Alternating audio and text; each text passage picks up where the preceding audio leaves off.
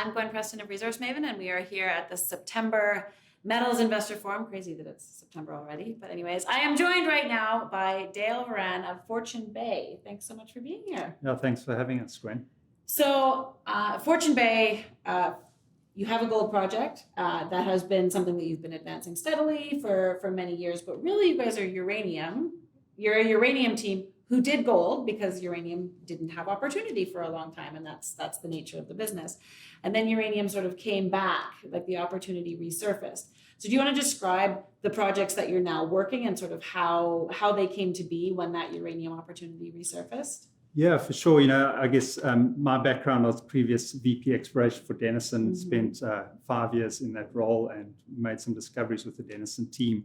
And then moved across to Fortune Bay, which was a good fit, still being in Saskatchewan, having a development project. And, I'm not new to gold either. I started my career with Goldfields in South Africa and have worked extensively on gold projects. So naturally coming onto gold projects, advancing that in a bear market for uranium, one can't help keep looking around at uranium opportunities. And, we saw... Especially when you're just right on the edge of the Athabasca Basin anyways. That's just where the project happened to be. Absolutely. And, what we found there was, that area, the Uranium City area, has an incredible endowment of uranium. But historically, this was around the 1950s, prospecting and mining was really focused on these beaver lodge type of deposits. Yes. And that Athabasca model, the model for the high grades hadn't really been developed or explored. So no one went about looking at these graphitic rocks in the area, and there's a huge amount of them. So we've got a dominant land position of these graphitic rocks in an area where there's a massive amount of uranium endowments,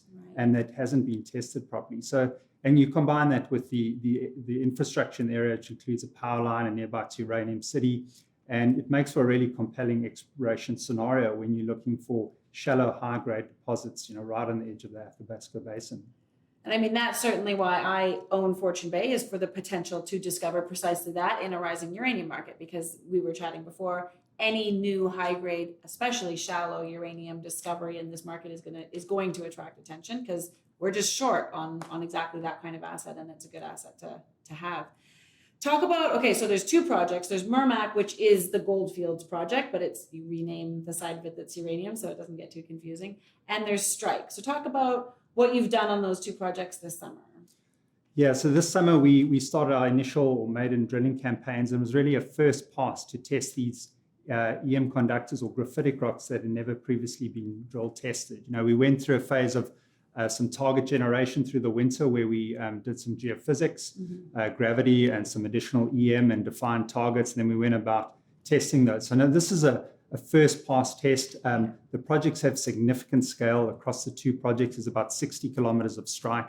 So we went about testing some of these targets, and we were really pleased with the results. We came back with elevated radioactivity, 4 out of 9 holes at Strike, 7 out of 15 holes at Mermac, counts of over 1,000, counts per second of over 1,000. So it's encouraging. We're not into any meaty high grade yet, but we're seeing the elevated radioactivity.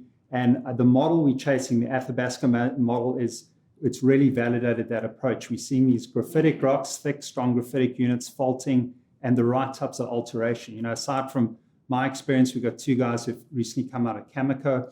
We've got someone who's worked with Fission. Another guy's worked with NextGen. So the really right team. And we're really excited by this exploration hypothesis we're testing. Believe we're on track to deliver a discovery with what we're seeing. I wasn't going to ask this, but you just sort of went through the team there. When uranium goes into bull markets, one of the things that is in shortest supply is uranium geologists, like with expertise and experience. And you really have gathered together a very solid crew of those.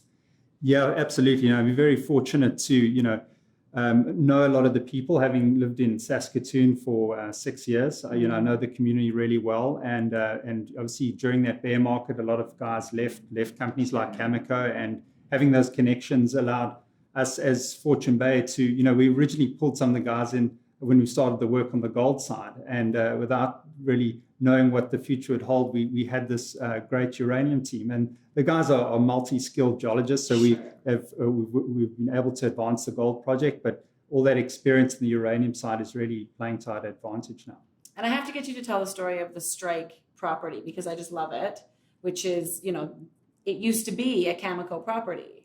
Yeah, that's right. In the early 2000s, Cameco did a basin-wide compilation and identified areas with what they call a high probability for basement-hosted deposits. And the Strike project ranked as one of their highest picks there. So they acquired the license and they went about doing all the exploration work leading up to drilling. They did EM surveys, they did field prospecting, they collected geochemical samples, soil surveys, and developed targets that were ready to be tested. Now, that was around 2008. We know what happened in 2008, and shortly after that, Fukushima, and after that, a lot of the exploration was stopped by big companies like Cameco. So that project sat idle.